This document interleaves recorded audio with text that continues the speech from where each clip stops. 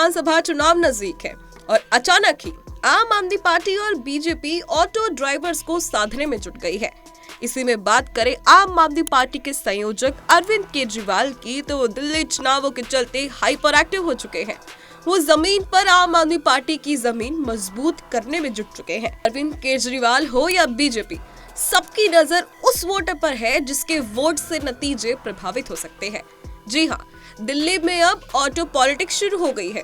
तभी तो ऑटो वालों को लुभाने के लिए अरविंद केजरीवाल की आम आदमी पार्टी आगे आगे और बीजेपी उसके पीछे पीछे दौड़ रही है।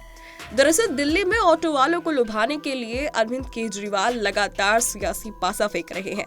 कभी ऑटो वालों को घर बुलाकर चाय पर चर्चा कर रहे हैं, तो कभी खुद ऑटो वाले के घर जाकर खाना खा रहे हैं।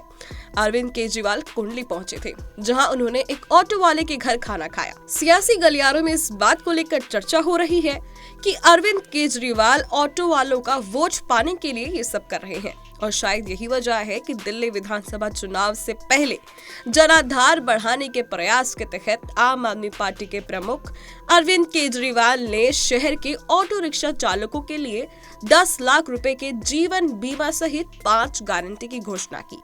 इतना ही नहीं, उन्होंने गारंटियों की पूरी लिस्ट भी गिना दी।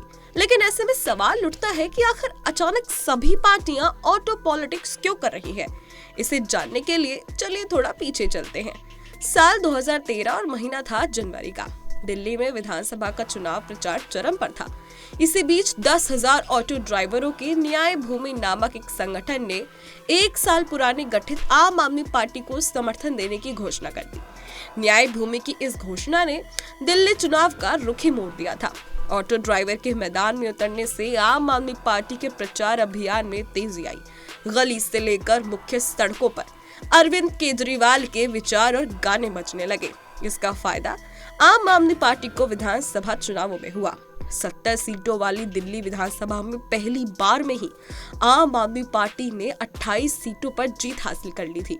लेकिन 2015 में जब चुनाव हुआ तो केजरीवाल के साथ ऑटो ड्राइवर फिर मैदान में उतरे। लेकिन इस बार ऑटो ड्राइवर्स की संख्या हजारों की बजाय लाखों में थी। चुनाव का परिणाम भी एक तरफा आया और आम आदमी पार्टी ने 3 सीट छोड़कर दिल्ली की सभी 67 सीटें जीत ली थी।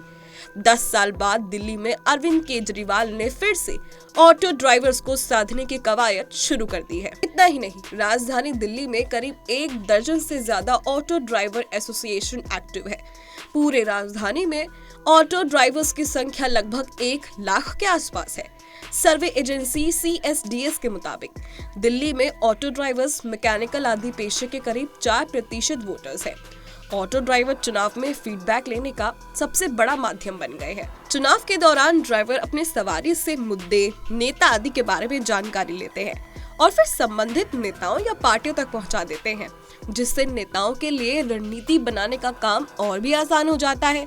यानी ऑटो ड्राइवर्स एक पर्टिकुलर पार्टी के वोट बैंक को बढ़ाने में खासा मदद करते हैं। ऑटो ड्राइवर माहौल बनाने का भी काम करते हैं। ड्राइवर जिस नेता या पार्टी के समर्थन में रहते हैं, उसके समर्थन में सवारी से बात करते हैं। इसके अलावा नेता और पार्टियों के पोस्टर को भी अपने ऑटो पर लगाकर ऑटो ड्राइवर्स पूरी दिल्ली में घुमाते हैं। इसे राजधानी का सबसे सस्ता और सबसे बढ़िया प्रचार माध्यम भी कहा जाता है।